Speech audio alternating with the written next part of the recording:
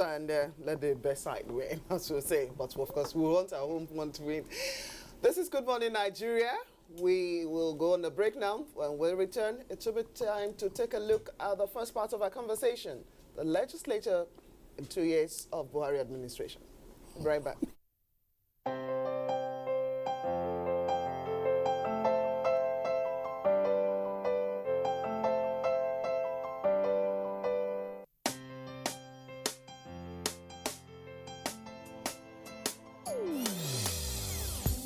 Hear the call of change. Stand up, Nigeria.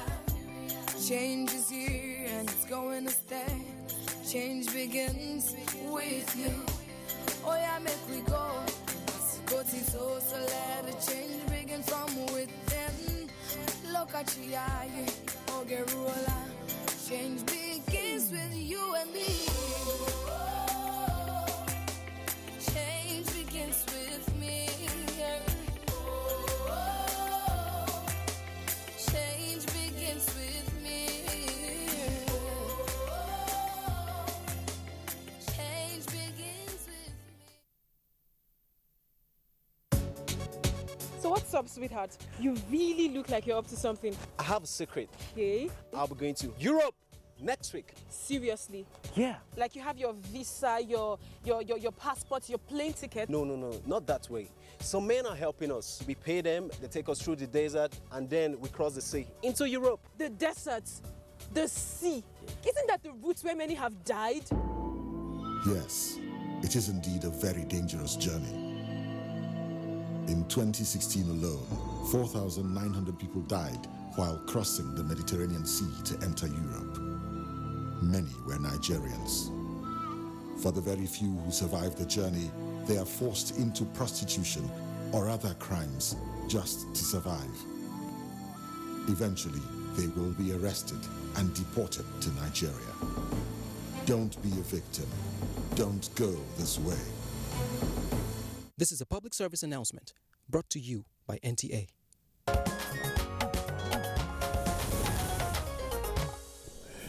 All right, welcome back. If you just joined us, it's Good Morning Nigeria, reaching you live on the network service of the Nigerian Television Authority. Now, the legislature is a vital institution of democracy. Now, on account of its representative nature, it is regarded usually as a symbol of democracy. Now, 2 years after the inauguration of the 8th National Assembly, our correspondent Ignatius Nkwo highlights the intervention so far from members of the 8th Assembly. 9th of June 2015, members of the National Assembly were sworn in amidst high-level power play and intrigues that greeted the election of the leadership of the two chambers. Bukola Saraki of the All Progressives Congress from Kwara State emerged Senate President, and Ike Ekweremadu of the People's Democratic Party (PDP) from Enugu State as Deputy Senate President. Yakubu Dogara of the All Progressives Congress representing Bogoro, thus Tafawa Balewa Federal Constituency of Bauchi State, was elected Speaker, while Yusuf Suleiman Lasun, representing Irebodun, Olorunda, Oloru, Oshobo Federal Constituency of Osun State, was elected Deputy Speaker. The two chambers took to legislative business after constituting its standing committees and setting out its legislative agenda, which is anchored on reviving Nigeria's economy, creation of jobs through legislative interventions, complementing the federal government anti-corruption policy, boost investor confidence, and strengthen security were also embedded in the legislative agenda of the two chambers. The National Assembly Business Environment Roundtable became a platform to initiate legislation that will ensure ease of doing business in Nigeria.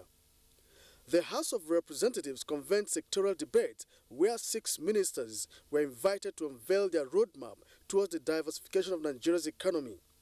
The National Assembly, within its 2 years of legislative intervention, has initiated and considered some important bills. The Senate has passed 98 bills, adopted 193 motions, while the House of Representatives passed 159 bills and more than 1,000 motions. Some of these bills include the Northeast Development Commission Bill, the Nigerian Ports and Harbour Bill, the Nigerian Railway Bill, the Transport Commission Bill, the Bankruptcy and Insolvent Bill, The petroleum industry bill has been passed by the Senate and awaits concurrence by the House of Representatives. With this bill, the oil and gas industry will begin to see the new kind of investment that is necessary. We'll plug all the loopholes, be able to reduce the areas of corruption, inefficiency.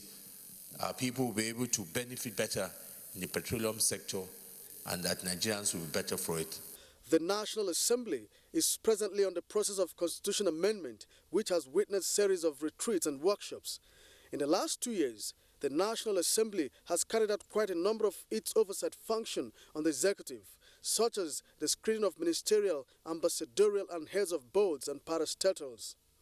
The National Assembly has passed 2 appropriation bills, the 2016 and 2017 budgets.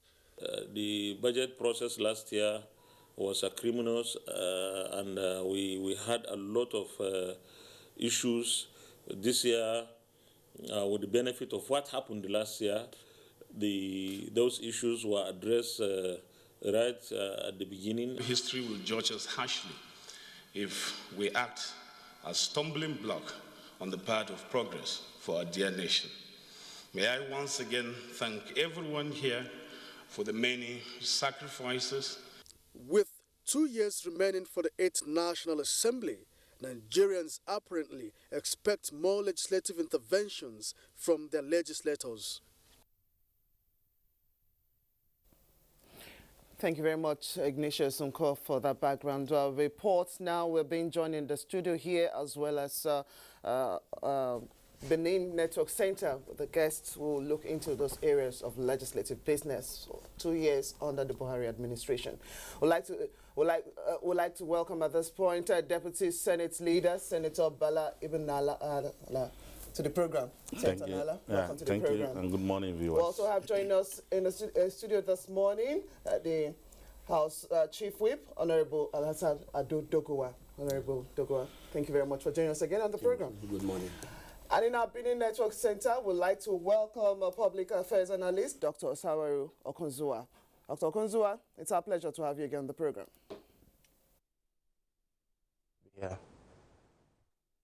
Okay, Kingsley, I think we'll start off from here. Yeah, but let's kick off with Senator Ibn Nala. Senator Ibn Nala, correspondent in the background report, highlighted some of the milestones of the 8th National Assembly. Of course, we are familiar with what happened at the early stages 2 years ago when the 8th Assembly was inaugurated. But it would appear, from all accounts that the focus on the key items on the legislative agenda, namely economic and business environment reforms, that would appear to be getting a great deal of traction.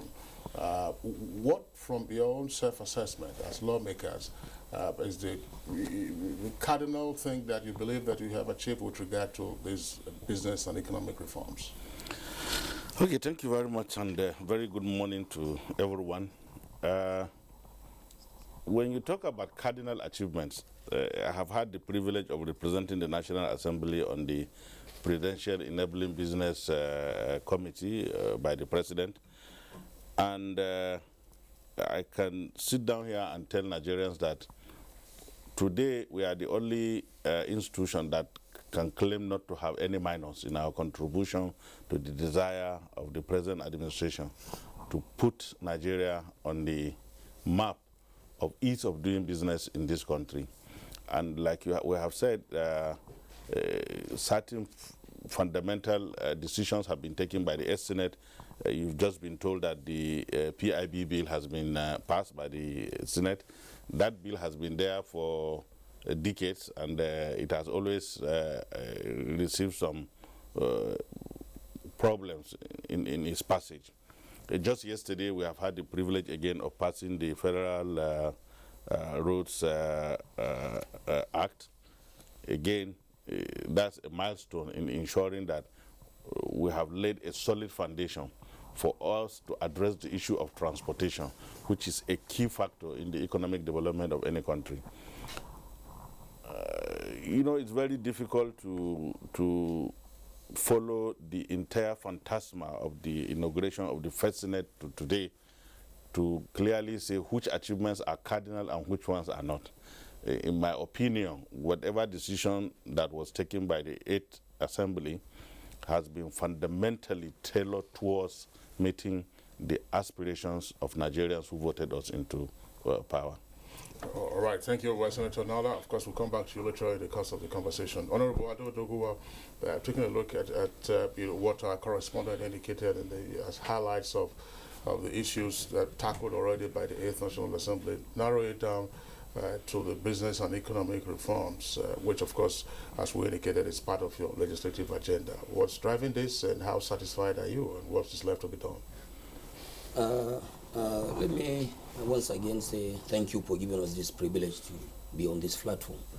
And like my colleague has said, Senator Nala, let me start by saying, as long as you want to appraise or you want to analyze how much we have done or how much we have achieved in the context of our duties or our core mandate as an institution, I think audience needs to know exactly what are those responsibilities that we're constitutionally charged with.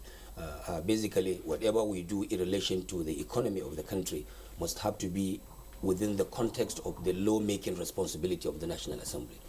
My belief is that we are not investors, and we are not also economic stakeholders where we go and maybe come up with a company.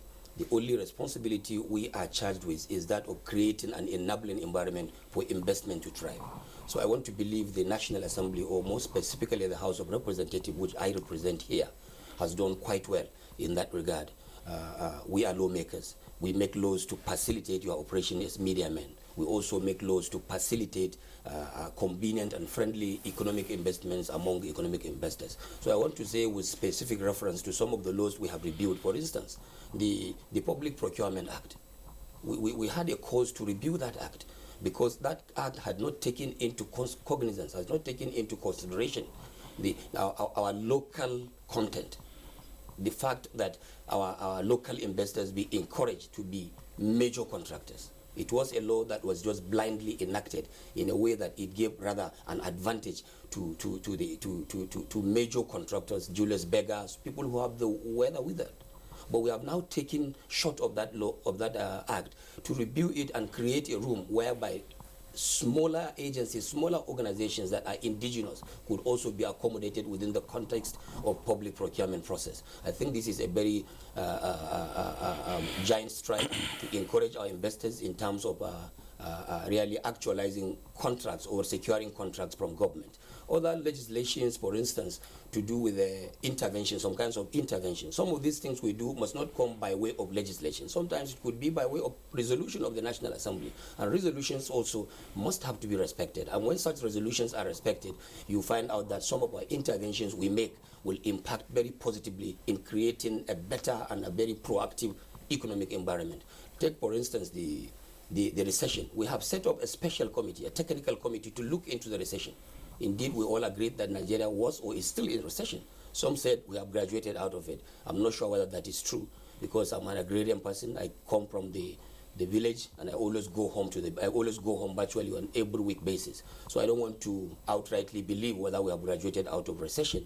But the fact here is that the House, out of its popular sensitivity to the plight of the people, we have come at a point and set up a committee, a technical committee, to look at this aspect of recession and see how we can really advise government.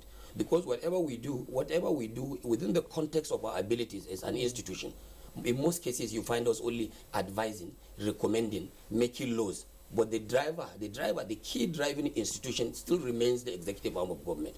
Unfortunately, the executive arm of government has not been quite keen in really taking up this challenge. But we must have to accept that as far as we are concerned as an institution, we have done well in terms of creating the enabling environment. We have also done well in partnering with the executive arm of government, most especially when most of us come from the same political party. We are bound by the same political philosophy and ideologies.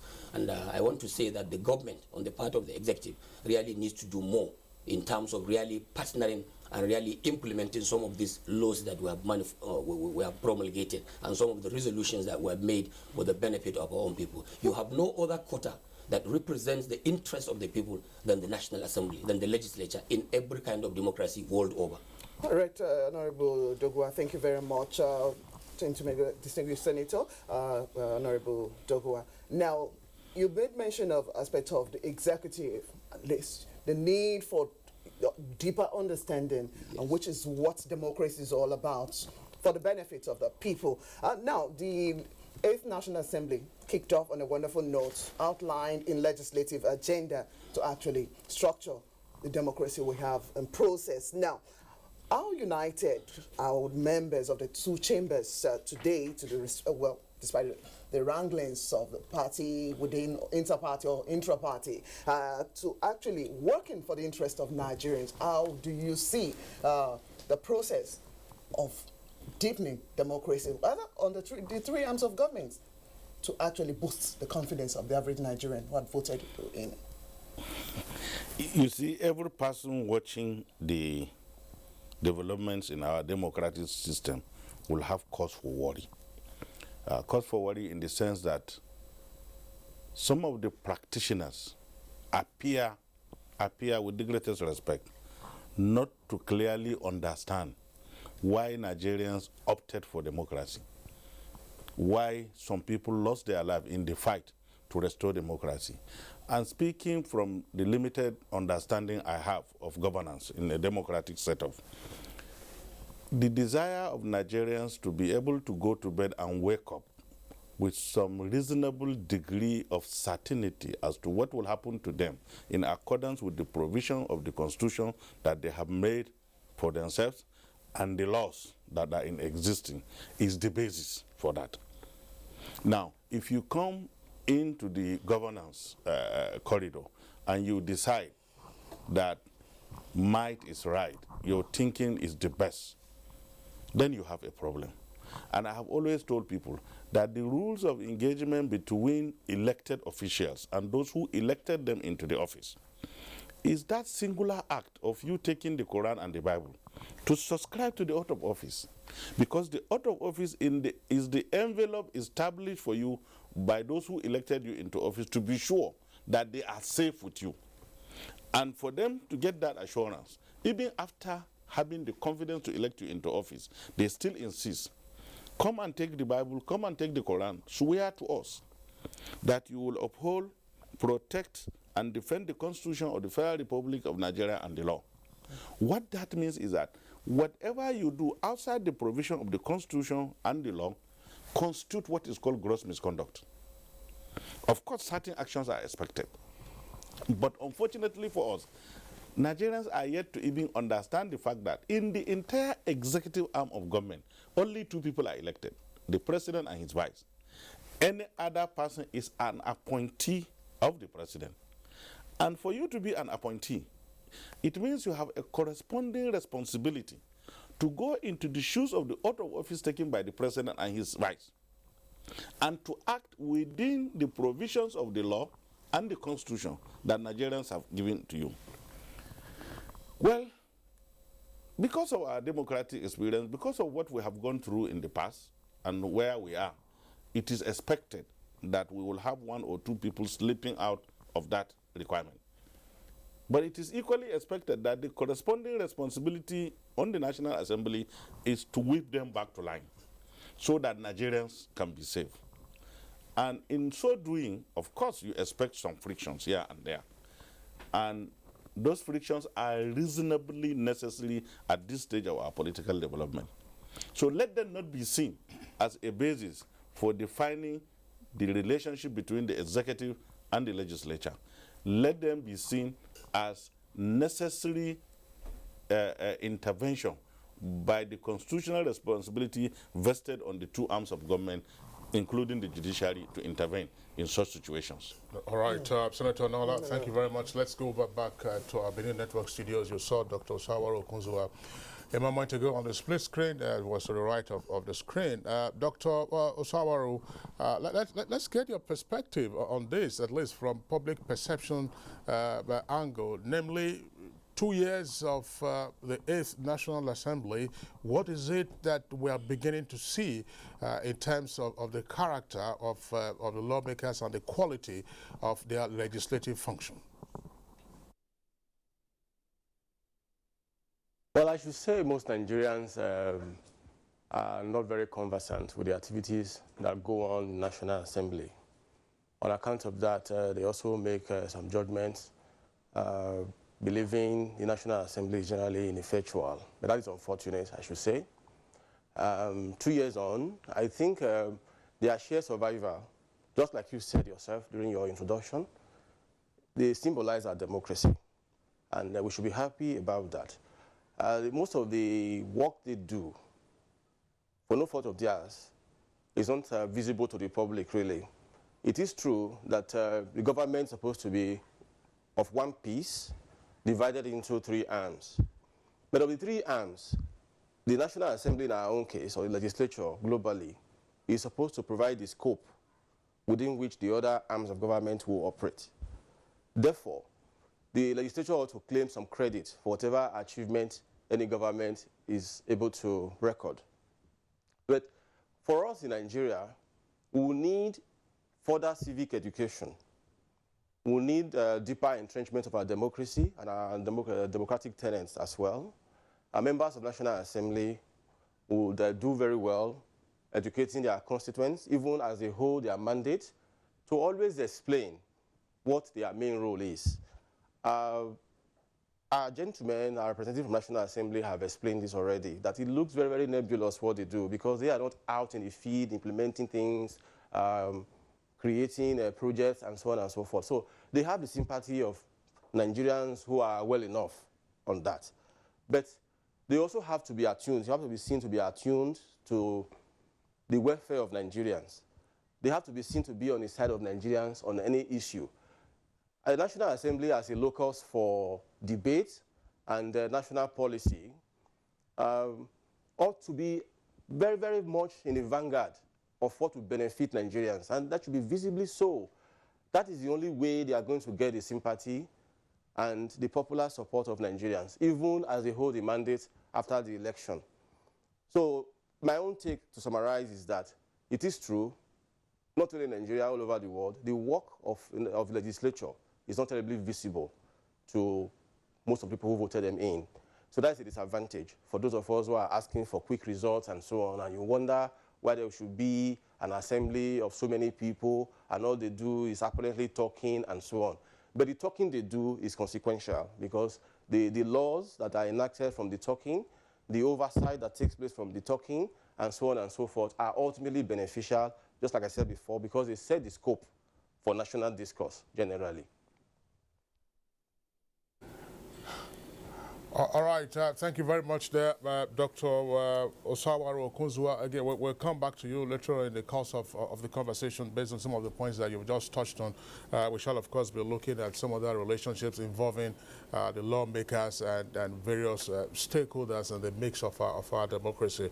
We'll be joined now by another guest here in the Abuja studios. It's Mr. Eze Onyekwere, of course, a public affairs analyst, and he appears on Good Morning Nigeria from time to time. Mr. Onyekwere, a pleasure to have you join us on the program. A pleasure too. All right, same question I popped to Dr. Okunzua at our Benin Network studios. From an evaluative perspective, what is it now we are beginning to see in terms of the character of the 8th National Assembly with regard to its constitutional mandate? Well, I have to make this analysis against the background of where the National Assembly is coming from. First, you know, it's the youngest arm of our democratic experience, the legislature, executive, and judiciary. Under the military regimes, you had the executive, the judiciary were there, even though they were blowing muted trumpet throughout, of course, the jurisdiction clauses. But today, since 1999, we've had the legislature, which is the youngest arm, and appears to be the most destabilized of all the other arms because people in the executive and the party apparatus seek to impose those who should lead the legislature right from 1999 up to today. But that is not an excuse for their shortfallings, shortcomings. You know, I've just laid this background. What we see is a legislature that has about 4 cylinders. But today, I think they are firing with roughly 1.5 to 2 cylinders. They have not fired on all the 4 cylinders to produce the right results that Nigeria needs. So, well, just let my people go. Not really a pass mark, but just pitying them, let my people go. So I'm insisting that they can afford to do better, particularly considering the present economic situation, the present political turbulence we are facing in Nigeria. For instance, with all the political turbulence and all the noise that they heated up polity, I've not had anything from the legislature. Because these are times that we expect our leadership to be able to come up with things and laws or policies that will calm down the charged atmosphere. Even in terms of the recession we are into, yes, there's a business roundtable. There are bills that are said to be geared towards targeting them. But at the same time, we have not worked with the requisite speed, with the level of commitment that we need to show that we are in a crisis situation. For instance, when the National Assembly got the budget on 15th of December last year, we were promised, Nigerians got the promise that by the end of February latest, that the budget will be ready. And we waited until the end of February, March, April, and entered May. I started wondering what they were looking for inside that budget that took them so long to approve it. And then back forth again, the executive has started their own business.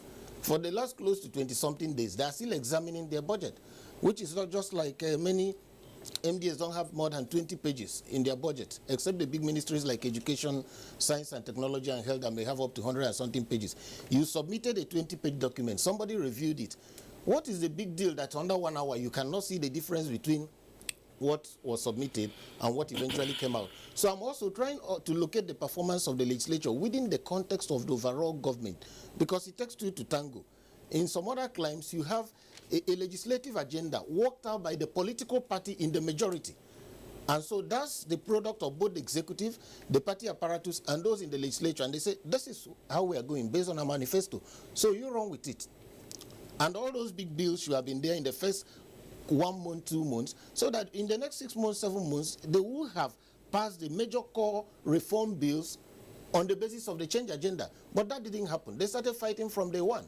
The party and the leadership of the National Assembly started fighting from day one. It's only recently that they're even trying to normalize things. So that's why I'm saying they could have done more, but they were hamstrung from the beginning. All right. Yes, I was going to continue in the line of the issue of frosty relationship between the executive and legislature, because it will appear that this is putting more constraints. Well, I wouldn't know where you're going to warehouse some of the areas of impediment more, but let's examine. You've just pointed out it's the youngest arm of the government. Why is it difficult, really, to actually understand themselves and carry out their functions, even if we look at the issue of checks and balances? I was just wondering, just before, sorry, Mr. Yempo, just before you pop in, it's probably an argument that might be taken at another occasion. When you say the legislature is the youngest arm, and that, of course, the executive and the judiciary had always been there, well, the point is, as Senator Nala indicated, and that we all know, it's only the president and the vice president and governor and deputy governors who are elected, and they were not previously in office.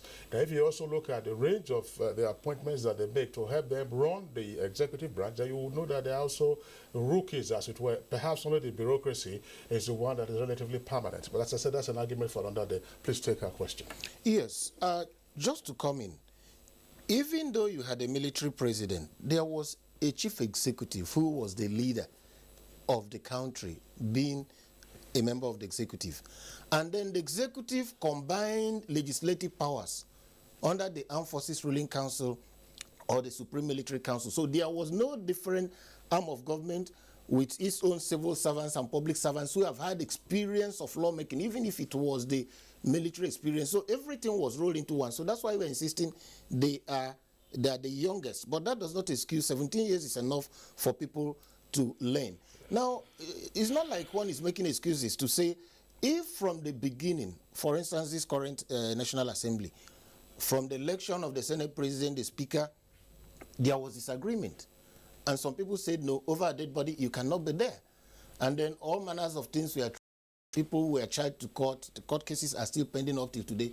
So you never get that rest of mind to be able to perform at your utmost. You recall way back, Obasanjo's government, Obasanjo went ahead to tell Nigerians of the fantastic amounts of money that the National Assembly people were collecting, jumbo pay, furniture allowance, wardrobe. But what he failed to tell Nigerians was that that was an amount approved by Ramfak, of which he was the first to collect. And the others, and gullible people began to shout, oh, National Assembly, I'm not excusing, please, I'm not excusing whatever you do, because I will still come to your flaws. But I'm saying that it should be put in the proper context. Okay? So the legislature also, because there are so many, 400 and something of them, so it's difficult to build consensus and agree. At the executive level, if the president says this is where I stand, you either ship up or you ship out. Okay? So you don't go. But it's easy to disagree in the legislature to say the sharing formula wasn't right because they always share money everywhere. And so if you didn't get enough, you complain. And in the process of complaining, you can go to the public. But if I'm the overall boss and the money shared is the executive as they usually do, nobody complains. It's like it's sealed up there.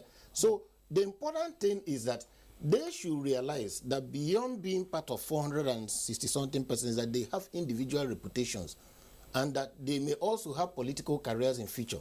And so the expectation is that they should take responsibility rather than seeing themselves as a pack of, a bunch of people. You are not holding any particular person responsible. So it is important that now things seem to be cooling down, that the political party itself that is leading should put its house in order, place up all the bills that they need, and ask these legislators to say, please give us this before we leave office, so that this will be the landmark of when we spend the first 4 years. We are particularly disturbed. I mean, last year you had all the scandal that came from the budgeting process, and well, this year they said they have opened their budget to Nigerians and are beating their chest. My immediate response will be, he knows very well that before they amended the constitution in 2010, 2011, that the budgets were open. Okay? So if you suddenly, without any legal basis, without any policy basis, decided to remove from the public domain what was initially there, and you were holding it, and after a while your hand became too heavy for you, you put it back in the public domain. Am I supposed to clap for you or to reprimand you for having taken this thing away? So nobody should clap for the legislature for doing what you should have done ab initio. But when you now realize maybe there's so much public pressure, if there wasn't public pressure from civil society, maybe up till now you have still hidden your budget. And the next challenge is that you are not the only ones on statutory transfer. Why don't you give us the budget of the National Judicial Council? Why don't you give us the budget of the Human Rights Commission? Why don't you give us the details of the budget of INEC and the public, public complaints, what the other Commission. One? Public Complaints Commission. These are within your power, so open up everywhere. Once you open it, you have opened up your own, you now have the morality, the moral right to now say, everybody open up, so that we know how public money is being spent. All right, Mr. Ezo, thank you very much again. We'll come back to you later in the course of the conversation. Back again to the two lawmakers with us, Senator Nala and Honorable Ado Doguwa. Gentlemen, some of the most challenging issues that the National Assembly faced, we know. You had your leadership crisis at the beginning and so on and so forth. But from your perspective, what were the most challenging issues that the 8th Assembly has had to face? And is the Assembly now fully settled for work? I mean, you're a pilot, by the way, so have you gained altitude? well, can I have the permission to respectfully tell Onyekwere that the civil society has demanded an irrevocable demand from the National Assembly of the Federal Republic of Nigeria, a bill for an act to have access to all informations in whatever form that is within the government. And in our wisdom, we acceded to that request by enacting the Freedom of Information Bill. At that stage, our responsibility to begin to expose, we never know what he wants, we don't know what you want. But we have given you the law to look for what you want. And the law is in force. So let me respectfully enter a plea of not guilty for holding information to Nigerians on behalf of the National Assembly. On the second aspect, as to whether the National Assembly can be said to be settled for work, there will never be a time that the National Assembly will be fully settled for the kind of interpretation that you are trying to give to the National Assembly. I'm not giving an interpretation, I'm asking a question. Okay. Yes. Let me respectively say that the framers of our Constitution were not stupid. First, they knew that Nigeria consists of multi-ethnic, multi-religious, and how do I put it? So many multis. And in their wisdom, they felt that the only way to ensure an enduring democracy in our march towards nationhood is to ensure that as practically as possible, every ethnic nationality in this country is represented in the National Assembly. It therefore came out with the formula that landmass and population should be the basis for electing people into the House of Representatives. After doing that beautiful work, they now realize suddenly that this formula has created a situation where a section of the country, by reason of this formula, will produce more members in the National Assembly, and that is the northern part, which will have roughly about 68 to 69% of the members. And in a democracy, being a recurrent suspicion, whereby more than half the people will be right more than half the time, it means on every fundamental national issue, the North has the potential to dominate other sections of the country. Then they said, okay, fine. In order to assuage these fears, can we now create a federation that will have a Senate and then make it bicameral? And then the basis of the election of the senators of the Federal Republic of Nigeria will be based on equality of states. And then they make it bicameral. So I really get confused when I begin to hear people, balancing these things are politically, it's not easy. More so that this 8th National Assembly is constituted in such a manner that the ruling party does not have what we refer to as comfortable majority. This is the situation. And for us to massage the situation in order to assist the government of the day, it means a lot of politicking, a lot of arrangement, a lot of things have to go underground. So it will be unwise for me to sit down here and assure Nigerians that the National Assembly can be said to be fully settled for the purpose of performing the function of the constitutional function of the National Assembly. But I can assure Nigerians that we have done so well in at least, guiding the thinking of elected legislatures to know that the overriding interest of the nation supersedes their individual, collective, regional, or whatever interest that exists. And therefore, in the discharge of the functions of the National Assembly, national interest overrides all other interests. All right, Honorable Adodogowa, take Onyekwere along with what your response would be to this. National Assembly, according to him, is firing on 1.5 of 4 cylinders. 1.5 to 2. Yeah, 1.5 to 2. So is the National Assembly now, second year, at the end of second year, fully settled for work? I think if I should give a rider to what the Senator has just said, let me also say very clearly that when you are coming to analyze an institution like the National Assembly, within the context of its responsibility, you must not go out of that context. I want to say that I disagree very seriously with what the professor has just said, that we are firing with 1.5 cylinder. More so because an institution that is now just one out of the so many components of the system cannot be judged in isolation. The National Assembly is part of the democratic system in the country. Yeah, but he says all the 4 cylinders belong to the National Assembly in that context. The others also have their cylinders. I'm coming. When you're operating in a system, whether you like it or not, you are hinged on whatever other component of the system do. So clearly I want to say that the National Assembly, subject to our mandate, our statutory mandate, our conventional mandate is contained in the Constitution. Like the Senator has said, we are doing our best. Let me say, for instance, because it's like you're coming up to now ask, what are the challenges we are facing? These are challenges that we face from core interplay. We are from core stakeholders, democratic stakeholders, the press, the civil society organizations, and even other arms of government. A situation whereby an institution like our own that has the confidence of the people, because this is an institution, whether you like it or not, that represents the heartbeat of the democratic system. And for us to really sustain and strengthen on parliamentary democracy, certainly you must have to operate in a systemic manner, a manner whereby every other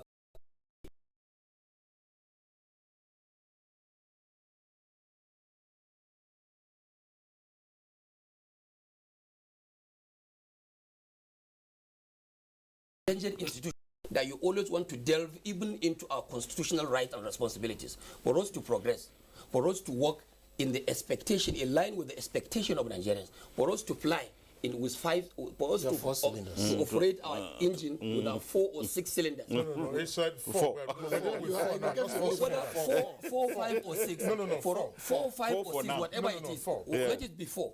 But for us to operate in that capacity, then other agencies, institutions of government, and other stakeholders in the democratic process must have to allow us continue to consolidate on the gains we have made so far, so that parliamentary democracy can be strengthened, parliamentary representation can also be upheld to the extent that members of the National Assembly can be doing exactly what are the desires. Are you settled for work now for the remainder of the tenure of the 8th Assembly? I think we are absolutely settled. You can believe with me that the kind of stability we have been able to secure in the National Assembly, both in the leadership and on the floor of the House, especially the House of Representatives and the Senate as well, has gone far to confirm to you that the National Assembly, especially the House of Representatives, is not only set, we are prepared, ready to go, and we are going to give Nigerians the best they expect from us.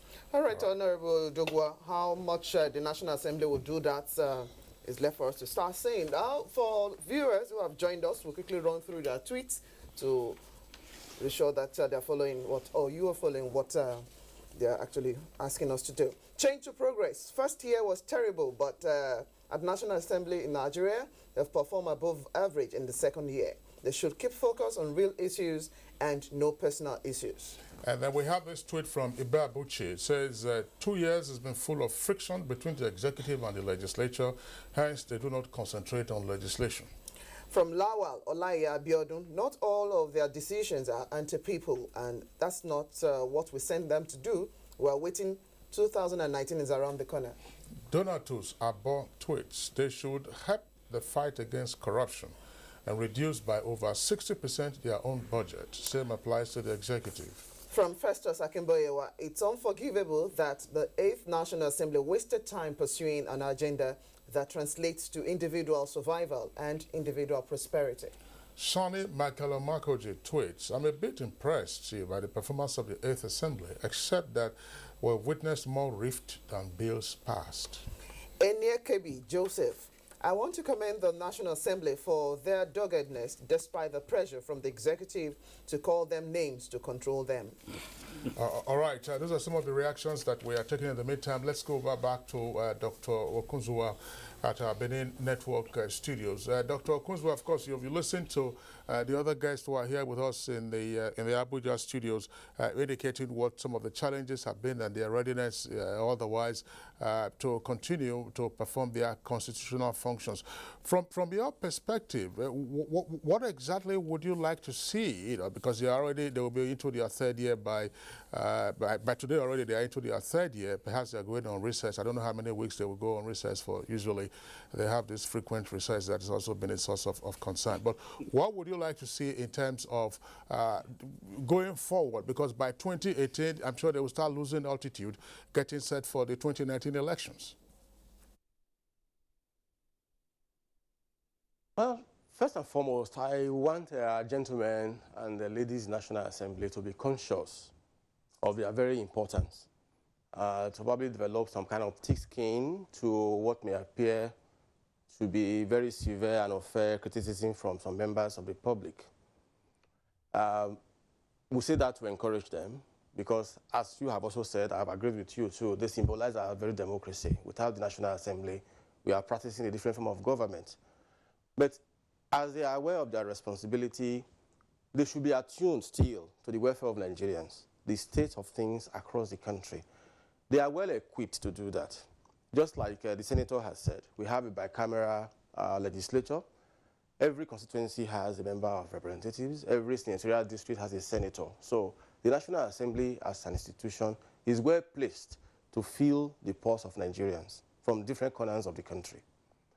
So they should be able to aggregate that into a kind of agenda that will promote our welfare collectively. And it will be visible if they set about doing that. And as it's about doing that too, they should also educate their constituencies individually and nationally as well for us to know what they are doing. The admission that the least developed of our arms of government on account of the milestones of political evolution, we also have to take into consideration when assessing them to make us a little bit more sympathetic to them. Most Nigerians are still not convinced about the importance of the National Assembly. I find that to be a contradiction. You couldn't be having a democracy and you wonder what National Assembly is there for. But we want to continuously encourage our compatriots who are privileged to be National Assembly to hold out, to always emphasize their role, to communicate with Nigerians at large, to develop all the channels that are legitimate, to let Nigerians know what they are doing, what they are up to from time to time. From the comments you have received, the feedback you have received, you have read out to the nation at large, people have varied views of them. They should also carry on in such a way that their conduct will improve perception. They shouldn't give any person the basis to believe that they are actually there to serve their own private interest. Of course, talking about settling down, I wouldn't want a National Assembly that can be likened to the peace of a graveyard. Of course, it shouldn't be turbulent in such a way that they become dysfunctional. The National Assembly as a locale for kind of pluralistic interaction is not going to be free of friction, obviously. And because they are also empowered to supervise the executive arm of government, we don't expect some kind of romantic embrace all the time.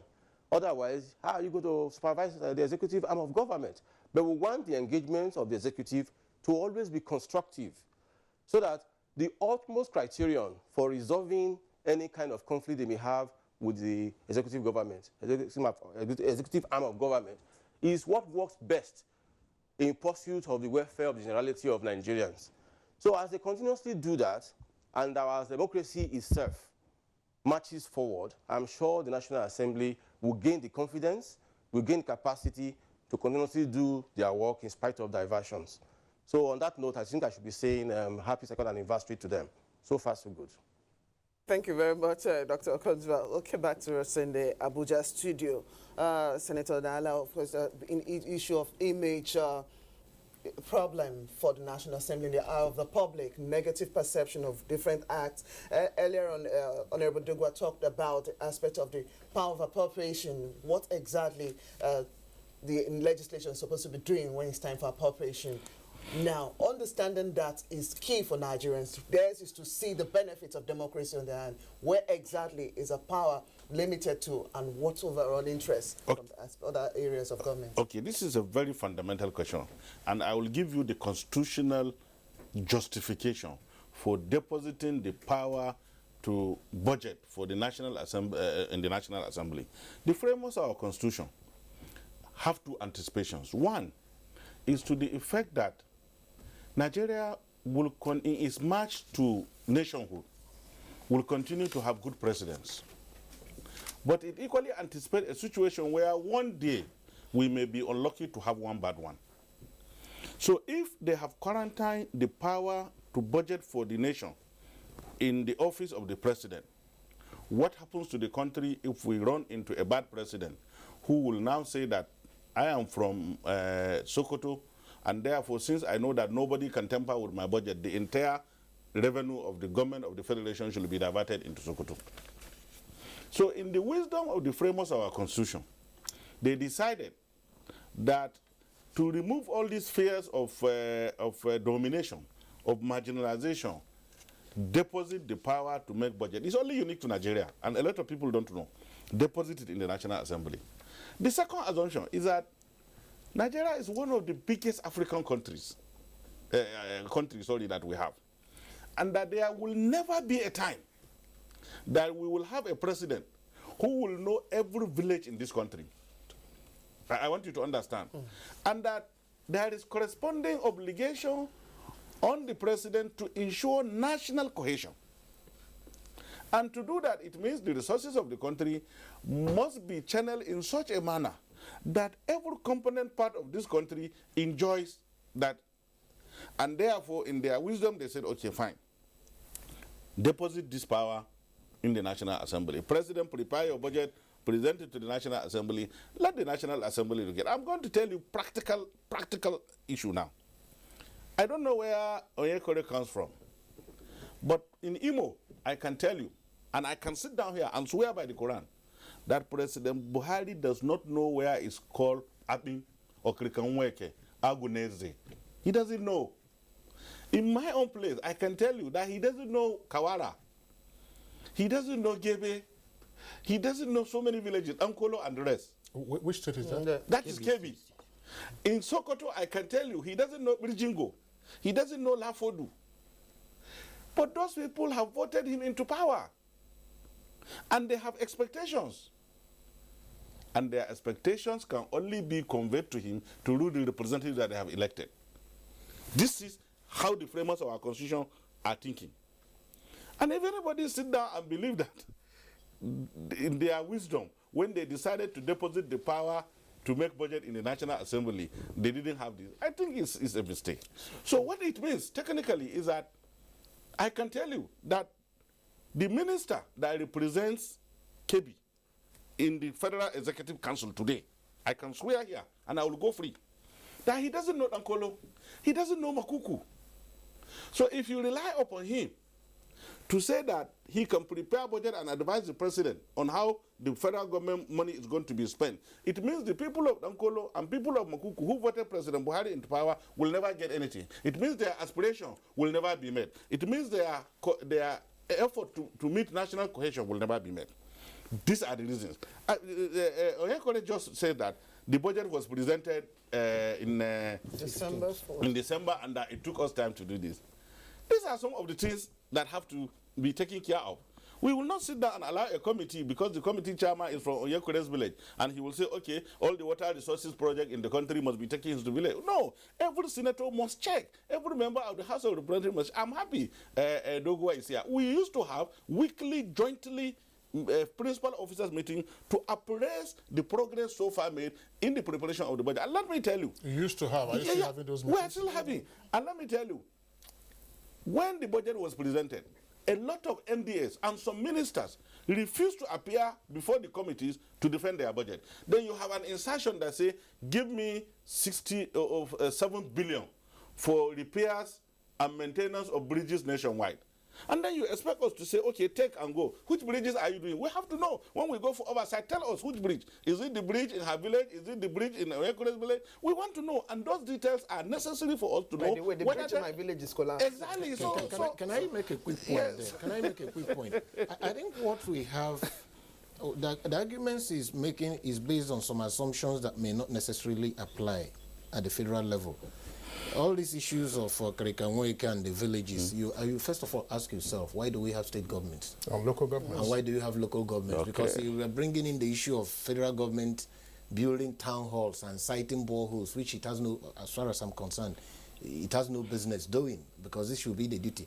Now, to make a budget, I am not of the opinion of the school of thought that says, oh, the executive has the upper hand, oh, the legislature has the upper hand. It's like making a baby. The man and the woman must collaborate. Even if you decide to do artificial insemination, you must select the stock that you rightly do, that fits you. So, and that is also the same process of bringing up a child. Yeah, somebody may have to carry the baby in the womb for 9 months, somebody may breastfeed the baby, somebody else could be providing more of the resources. So at the end of the day, you can't say it's my child, this one, two of you own it. So, the problem is that between the executive and the legislature, you are not doing what you should do. There should be consultation from the beginning of the process. At the time the executive is preparing the benchmarks and the parameters, the specific ministry by ministry, there should be consultation. At the level of preparing the medium-term sector strategies, if you know we have a Fiscal Responsibility Act, the medium-term sector strategies comes up to the medium-term expenditure framework, which you approve, and now it becomes the basis for the budget. Yeah. Best practices indicate that at the time of preparing those sectoral strategies, for instance, the Ministry of Health, all the committees exercising oversight over the different aspects of the Ministry of Health ought to be represented at that level. Are you saying they've not been doing that? They've not been doing that. They've not been. Effectively. They have not been. Gentlemen, we get pressed for time from time to time. Yeah. On there this are issues program. he No, raised. just wait. We'll come to you. We'll come to you. There are reactions. There are reactions from our viewers. There are some reactions already from our viewers. Yes, the power of appropriation is one of the most important powers exercised by the legislature. We're not essentially focusing on that. There are several other things that we would like you to raise before we draw the curtain on this first topic of our discussion. We have another topic topic to also take on. But let's take additional tweets now from our viewers. The late Jack Solomon, fair mark to an assembly that suffered negative public perception due to jumbo pay of its members, leadership rancor, and continuing graft charges. Festus Akimboyewa has a tweet. Truth is that the 8th National Assembly tried to take Nigerians for a ride by trying to amend the CCT Act because of the trial of the Senate President at CCT. Sani Michael Omakoji has this tweet. Our 8th Assembly asks EFCC boss to resign. He refused. They also asked the Customs boss to wear uniform. He refused. Are they weak? Usman Idris Kambra said, I will urge the National Assembly members to support the present administration in its fight against corruption. Abdul Karim Duro has this tweet. The best National Assembly can do to Nigerians is to scrap one of the houses. We are wasting scarce resources on them. The duties are duplicated. And from Earl, we have this tweet. Rather than hype of the 8th National Assembly, Nigerians deserves better than what it is getting. Mediocrity is not to be applauded. God bless us all. All right, gentlemen. I would like, I don't know what, now, let's take on a different aspect, which is also crucial in terms of stakeholder responsibility. This has been talked about by Dr. Osawaru in passing our Benin Network studios. Lawmakers and their constituents. It's been accepted that, well, it's been discussed several times that, look, your constituents do not appear to have a proper conception of what your duties are. So they expect you as lawmakers to provide boreholes, provide this, provide scholarship, all kinds of things. And that lawmakers themselves make this possible because of the kind of promises you make before you get elected. Have we seen any interaction, increased pace of interaction between lawmakers and their constituents seeking to enlighten them on what they do? For instance, I mean, how many of your constituents, I'm not saying you in particular now, are fully apprised of the interventions that we have seen in the 8th National Assembly with regard to the reform of business and economic laws? I think before I get to this... No, very quickly, because we probably we may have to interject. I have a critical cause to respond to what the professor has just said. The fact that the professor... He's a lawyer. Okay, whatever it is, I want to respond to what he's just raised. The fact that we are running a democracy, and like I said, democracy is a simple process whereby you have set rules to operate with. So as long as you have rules to operate by, certainly whatever one does as an institution or as an individual must have to be seen from the context of those legal framework. He raised an issue of a situation whereby the legislative arm of government, the legislature in this case, or National Assembly, partakes into preliminary budgetary process. I think that is out of place. I have to say it clearly. But by the principles of separations of power, we have no duty whatsoever to participate in preliminary budgetary process with the executive arm of government. Of course, we could have an informal interface at certain level, but that does not mean we have to maybe usurp or take over their own responsibility to prepare the budget. All that we expect of the executive is to prepare its own estimate, present to the National Assembly, and at the level of that presentation, like you ask, our powers as contained in the Constitution are limitless. Are limitless. We have every right to go into the budget as presented as an estimate, to work on it in tandem with expectation of our own people. When at a point, otherwise we go over to Benin now. Take on that aspect. We're pressed for time already. The other aspect of lawmakers and their constituents and seeking to enlighten them on what their proper roles should be. You are intimidating me too much. I can't be intimidated. Let me tell you clearly. If you want me to still go on to the next question, I will take that question on the basis of the fact that we are also charged with a responsibility that we are supposed to address.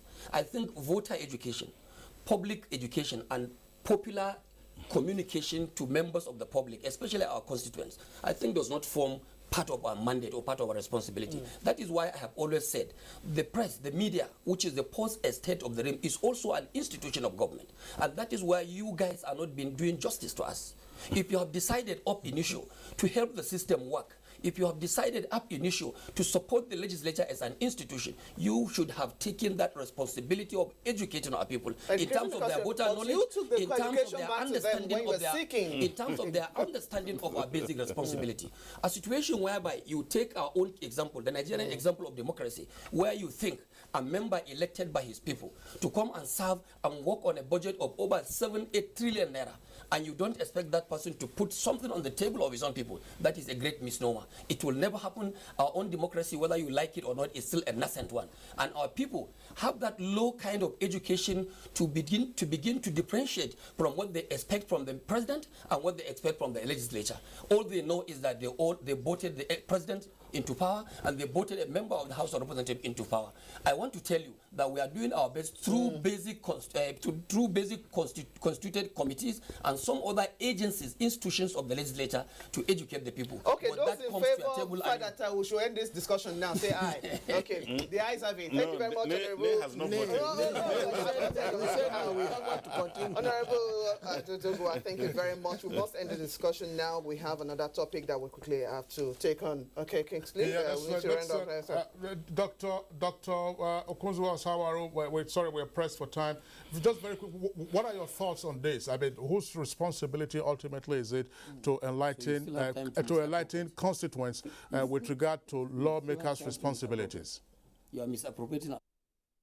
Well, members of the National Assembly, civil society, and the media, and even the educational system. People used to say civics was a central subject before this time.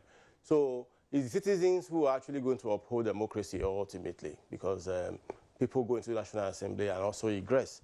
But while they are there, they have a responsibility, but that responsibility is shared with them by these other agencies I've mentioned. Citizens, educational system, the media, and political parties, civil society organizations.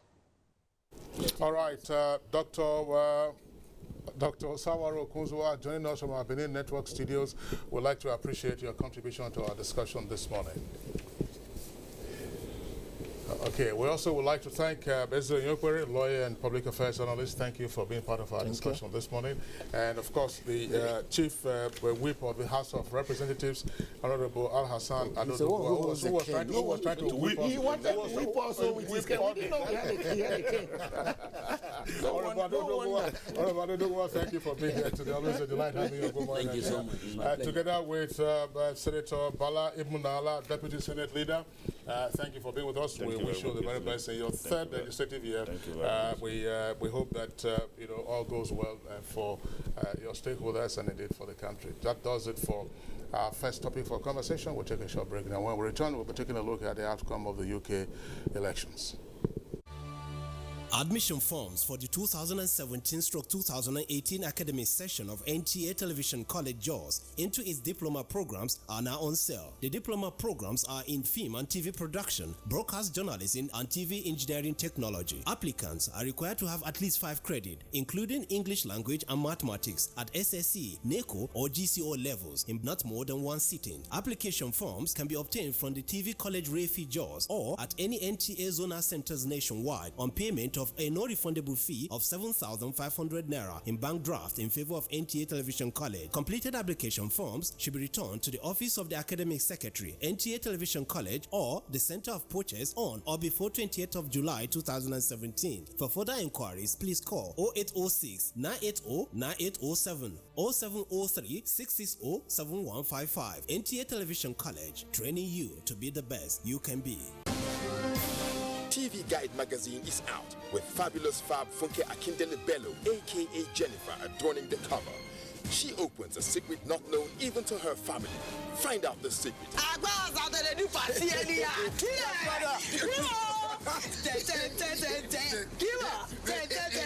NTA turns 40 this year. The challenges, the emerging trends in broadcasting, and the way forward. Weekend Dealer 2. Meet the team behind the biggest deal on NTA. Is food still the way to a man's heart? If not, what else? This edition is hot and juicy. Meet your star faces on screen. Entertainment, fashion, young minds, social media, and great personality. This is idiosyncratic and heterodox. Yes, Professor John Bull is on the radar. Find out what makes this program the rave of the moment on NTA Network, and for the Prof, over and out. TV Guide. Ask your vendors or book your copy at every NTA station nationwide. TV Guide, still your indispensable companion.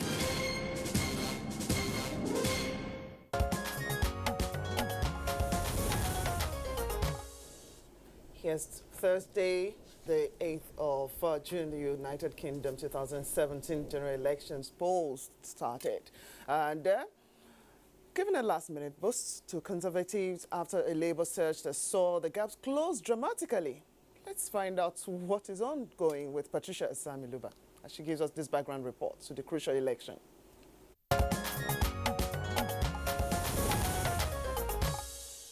Prime Minister Theresa May's Conservative have clinched on the lead in the opinion polls, but Jeremy Corbyn's Labour Party trails closely behind. Britain's 7 political parties stand on key issues, but the main 2 parties are the Conservatives, who pledged to leave the single market and customs union, get a fair settlement of the UK's rights and obligations, and to deliver a vote in both houses of Parliament on the final agreement for Brexit. While the other leading party, Labour, plans to include retaining the benefits of a single market and customs union, immediately guaranteeing the rights of EU nationals living in Britain and avoiding the no-deal option by negotiating transitional arrangements. Majority of the voters are expected to choose between Prime Minister Theresa May's Conservative Party and Jeremy Corbyn's opposition Labour Party. Other choices on offer for the 45.7 million eligible voters include the Liberal Democrat Party, which wants to reverse a process for Britain to leave the European Union or Brexit, and Nationalist Party in Scotland and Wales. A total of 650 Westminster's MPs will be elected, with about 46.9 million people registered to vote. Whoever wins will be tasked with negotiating Britain's departure from the EU, with formal talks due to start in little over a week. Both Labour and the Conservatives have ruled out reversing the outcome of last year's referendum.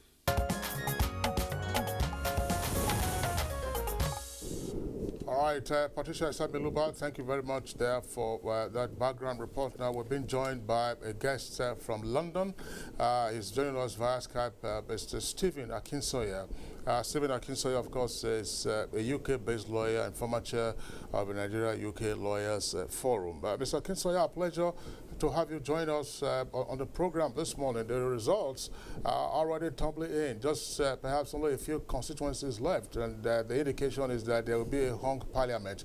From your perspective, who has been the winner of this election and who has been the biggest loser, and what does the future hold? Good morning. I don't think I can hear you very clearly, unfortunately. Well, let me repeat my question, Mr. Akinsoya. What I said was that most of the results are in already. Perhaps only a couple of constituencies are left. There's an indication that this will be a hung parliament. In other words, the Conservative Party may not have a clear majority or doesn't have a clear majority to form the next government, as it were. But from the results that you know, who are those that have been the biggest winners and who are those that have been the biggest losers? And what does the future hold? Effectively, it's been a night of disaster for the Conservative Party. No one predicted a result as the one we've heard this morning, we've woken up to this morning. As you rightly say, we have a hung parliament. The Tory parties have lost a number of seats. Labour have gained 29 seats, and we are now in a position where we have a parliament with Labour effectively claiming a moral victory. Akinsoya, still on the pattern of voting for the Britons. Now, where exactly do we find the center of British politics? There have been this shift. How is it resonating on ground there? Sorry, the line is really bad. I'm struggling to hear you, unfortunately. Okay, we're talking about the pattern in which the voters have actually come on strong this time around. How is the shift? What is the politics like? How is it resonating in the voters' shift pattern? Essentially, what's happened is that Theresa May called this election effectively to strengthen her mandate. But it's gone spectacularly wrong for her. And in fact, what's happened is that Labour have managed to garner the support of the young, the disenfranchised, and those who feel that they're getting a poor deal under a Conservative government. So she's gone from the position of being a party with a majority of 17 to now being a party where she cannot form a government with a majority. Okay, Mr. Akinsoya, still taking a look at how the voting actually went, but within a spate of weeks and months, there were aspects of terrorist attacks, and did this in any way dampen the spirit of voters? How did it play out for the people going to vote this time around?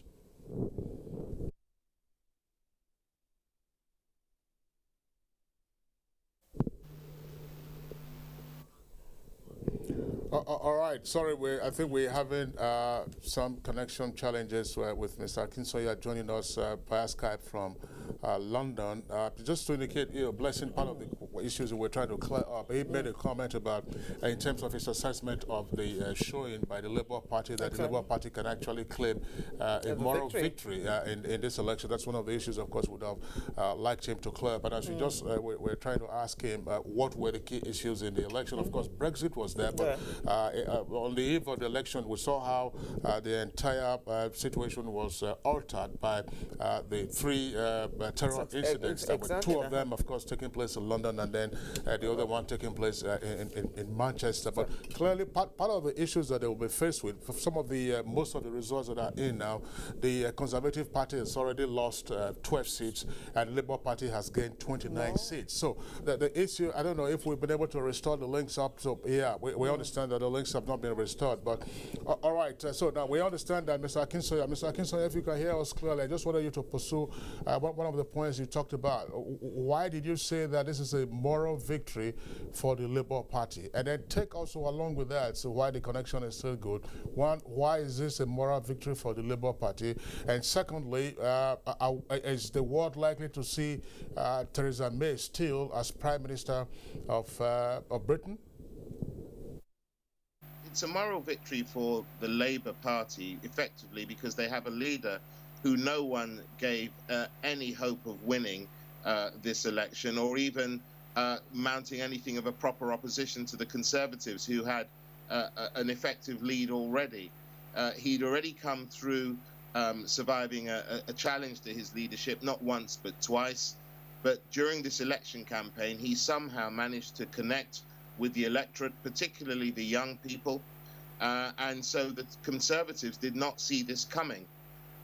So when I say it's a moral victory for Labour, of course, they haven't got the majority vote, but they've done significantly better than anyone predicted.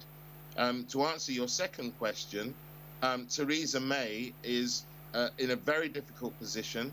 There are those within her own party who will be calling for her to resign. She called this election on the basis of strong and stable leadership, and it seems that that strong and stable leadership was rejected by the British electorate. So she's in a difficult position. The only option for her is to see if she can form something of a government, relying on the help of the Democratic Unionist Party, who have 10 seats. That would give her a working majority, but of course not a majority that would allow the Conservative Party to rule effectively. So we're in a difficult position here. It's still unclear what will happen, but there's also the possibility of this election being rerun in a number of months' time. Why, Mr. Akinsoya, why do you say that, the prospects of perhaps a rerun? I mean, of course, we understand what the challenges might be, but what will be the issues that could warrant a rerun? Will Brexit still be on top of the cards? You know, the issues pertaining to the fact that Theresa May herself was in charge of Home Affairs, and therefore, part of the anti-terror issues that some persons have indicated were not properly taken care of. Otherwise, we might not have seen the kind of back-to-back terrorist attacks that the UK has witnessed.